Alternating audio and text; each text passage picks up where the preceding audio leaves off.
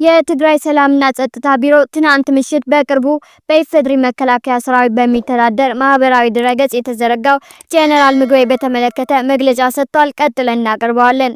ላም ባልዋለበት ኩበት ለቀማ።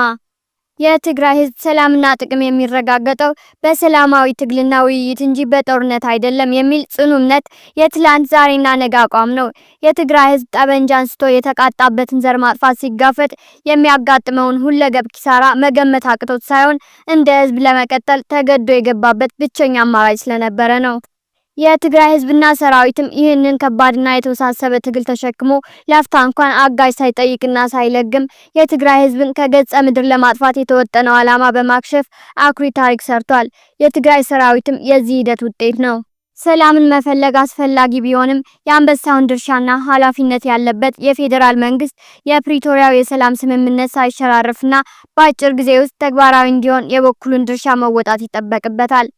የተፈናቀሉ ወገኖች የሰላምና ደህንነት ዋስትና ተረጋግጦላቸው ወደ ቀያቸው እንዲመለሱ፣ የትግራይ ህገ መንግስታዊ ግዛታዊ አንድነት ቅድመ ጦርነት ወደ ነበረበት እንዲመለስ፣ በትግራይ የሚገኙ የታጠቁ ኃይሎች እንዲወጡ፣ ጦርነት ካስከተለው አስከፊ ጉዳት ክልሉ እንዲያገግም፣ የትግራይ መልሶ ግንባታና በጦርነቱ ምክንያት የወደመው ንብረትና መሰረተ ልማት መልሶ የሚተካበትና የሚካካስበት ግልጽ አቅጣጫ ተቀምጦ ተግባራዊ እንዲሆን ማድረግ አለበት። ይህ በሚፈጸምበት ሁኔታ ሰራዊቱና የሰራዊት አመራር ለረጅም ጊዜ አይደለም ለአንድ ደቂቃ እንኳን መሳሪያ አንግተው ለመንከራተት የሚፈልጉበት አንዳችም ምክንያት የላቸውም።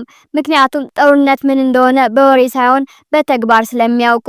የትግራይ ሰራዊትና አመራሩ በትግራይ ህዝብ ላይ ለታወጀው የጅምላ ጭፍጨፋ ጦርነት ለመከላከል የወሰኑት በላያቸው ላይ ይወርድ የነበረው ግፍ እስኪቆም ድረስ ለመታገል እንጂ ጦርነት ምርጫቸው ስለነበር አይደለም። በተለያዩ ጊዜያት እንደ ታላቅ ገድል በሰበር ዜና በትግራይ ህዝብ በተቋሞችና መሪዎቹ በዘመን አመጣሽ የመገናኛ አውታሮች ጥላቻና ፕሮፓጋንዳ ሲሰበክ ከሩዋንዳው እልቂት ቀጥሎ ሊሆን ይችላል። የዚሁ ተቀጥላ በሆነው ድርጊት የተለያዩ ወገኖች ሰራዊታችንና አመራሩን በተደጋጋሚ መሬት ላይ በሌለ የፈጠራ ክስ ሲወነጅሉ እየተመለከትን ነው።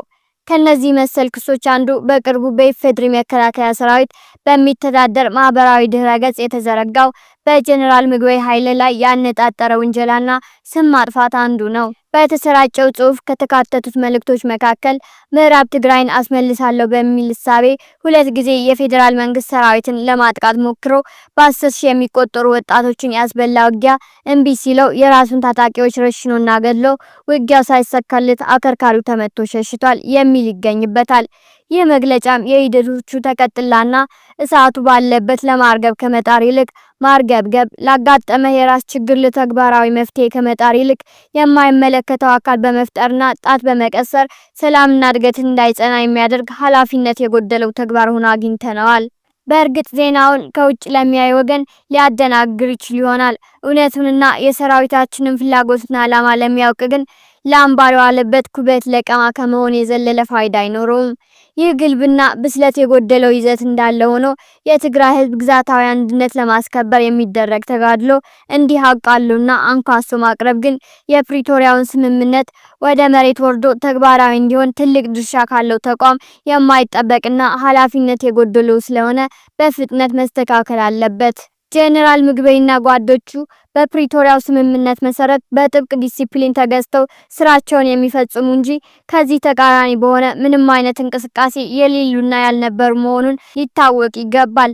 ሰላምን ለማጽናት ከሚያስፈልጉት መሰረታዊ ነገሮች አንዱ እውነት ላይ የተመሰረተ ሀቀኛ መረጃ እንጂ በክፋትና በተንኮል የተጆበነ የስም ማጥፋት ዘመቻ ሊሆን አይችልም።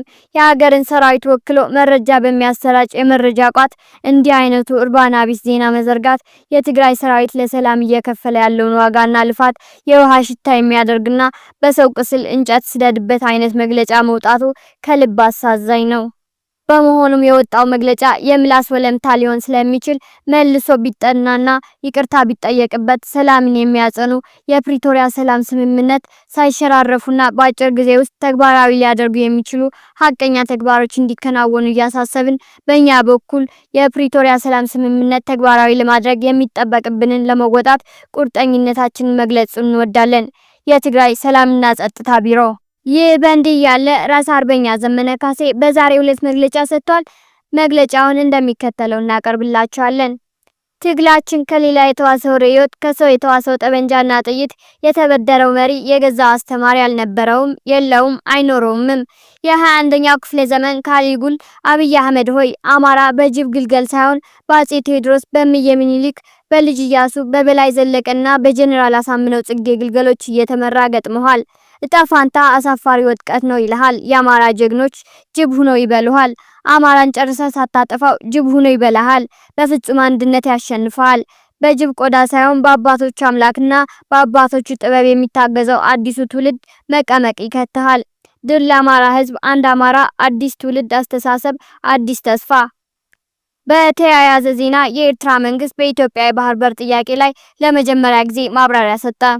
ጠቅላይ ሚኒስትር አብይ አህመድ ዛሬ በፓርላማ ላይ ይህንን ጉዳይ በተመለከተ ገለጻ ያደረጉ ሲሆን በንግግራቸውም የባህር በር ጥያቄን ሌሎች ሀገራትም የደገፉት በጋራ ተጠቃሚነት ሊሳካ የሚችል ፍትሃዊ ጥያቄ መሆኑን የመሰከሩለት ነው ብለዋል። ጨምረውም የኢትዮጵያ ወደብ ጥያቄ መንግስት ለአጀንዳነት የመዘዘው ሳይሆን ታፍኖ የቆየ የትውልድ ጥያቄ መሆኑን ገልጸው በቀይ ባህር ያለው ዳርቻ ለሁሉም እንደሚበቃ አስረድተዋል።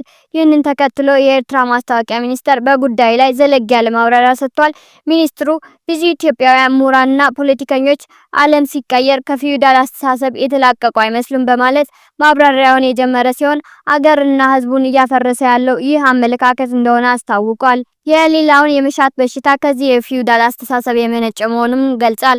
ሲቀጥልም በኢትዮጵያ ውስጥ የኔ ብሔርና የኔ መሬት በሚል የተለያዩ ግጭቶችና አለመግባባቶች እንዳሉ ጠቅሶ ከቅርብ ዓመታት ወዲህ በዚህ የተነሳ የብሔሮች መፈናቀል፣ መሰቃየትና መገደል እየተለመደ መምጣቱን አስረድቷል። የኢትዮጵያ ሕዝቦች እንደ አንድ ዘመናዊ ሀገር ዜጋ በመላ ሀገሪቱ ተንቀሳቅሰው በነጻነት መኖር ያልቻሉበት አደገኛ ሁኔታ ተፈጥሯል ያለው ሚኒስትሩ ዋና ከተማዋ አዲስ አበባ እንኳን በኔ በሚል ክርክር ውስጥ እንደምትገኝ ጠቅሷል። የኢትዮጵያ ምሁራንና ፖለቲከኞች ይህ የመስፋፋት አባዜ በሀገር ውስጥ ብቻ የተወሰነ አለመሆኑን ገልጾ ያለፉት መንግስታት ትልቁ የውድቀት ምክንያት የሌላውን ለመቀማት የሚደረግ ፊውዳላዊ አስተሳሰብ ነበር ብለዋል። በተለይም የባህር በርን ለመቆጣጠር ያለው ፍላጎት ያለፉትን ስርዓቶች ለውድቀት መዳረጉን አውስቷል። በተለይም የባህር በርን ለመቆጣጠር ያለው ፍላጎት ያለፉትን ስርዓቶች ለውድቀት መዳረጉን አውስቷል። የኤርትራ ማስታወቂያ ሚኒስቴር ማብራሪያን ሲቀጥል የኢትዮጵያ ምሁራንና ፖለቲከኞች አሁንም የመስፋፋት ህልም እንዳላቸው ገልጾ በማህበራዊ ሚዲያና በመንግስት ሚዲያዎች ጭምር ይህንን የሚያስተጋቡ የጂኦ ፖለቲካ ተንታኞችን ማየቱን ጠቅሷል። በተለይ የትግራይ ክልል ግጭት በፕሪቶሪያ ስምምነት ካበቃ በኋላ ይህ ጉዳይ ዋነኛ አጀንዳ ሆኖ መቅረቡን መታዘቡንም አስታውቋል። ማብራሪያው ጨምሮም በአፍሪካ ቀንድ ከፍተኛ የህዝብ ቁጥር ያላት ኢትዮጵያ ህግን የሚያውቁ ዓለም አቀፍ ግንኙነትና ስነ ምግባር የሚረዱ አስተዋይ መሪዎች ቢኖሯት ኑሮ የወደብ ወይም የባህር በር ለማኝ መሆን አይገባትም ነበር ያለ ሲሆን የኤርትራን፣ የጅቡቲን፣ የሱዳንን፣ የሶማሊያን፣ የኬንያን ወደቦች መጠቀም ትችል እንደነበር ገልጿል። የባህር በር የሌላት ሀገር ከጎረቤቶቿ ጋር በመመካከር በሌሎች ሀገራት የባህር በር የመጠቀም መብት እንዳላትም አውስቷል። የወደብ አገልግሎት የኢኮኖሚ ጉዳይ ከመሆኑ አኳያ የወደብ ባለቤትንም ጭምር ተጠቃሚ እንደሚያደርግ የጠቀሰው ሚኒስትሩ ጨምሮም በቀጠናችን ለኢትዮጵያ የወደብ አገልግሎት በመስጠት ተጠቃሚ መሆን የማይፈልግ ሀገር ሊኖር አይችልም ብሏል። ይህም በተግባር መታየቱን ጠቅሶ ኤርትራ ነጻ ከወጣች በኋላ በነበሩት ዓመታት ኢትዮጵያ በኤርትራ ወደቦች በነጻነት ስትጠቀም መቆየቷን አውስቷል። እንዲሁም እንደ አውሮፓውያን አቆጣጠር በ2000 ዓ.ም የእርዳታ ድርጅቶች በአሰብ ወደብ በኩል እርዳታ እንዲያስገቡ ፈቃደኝነቱን መግለጹን ጠቅሷል።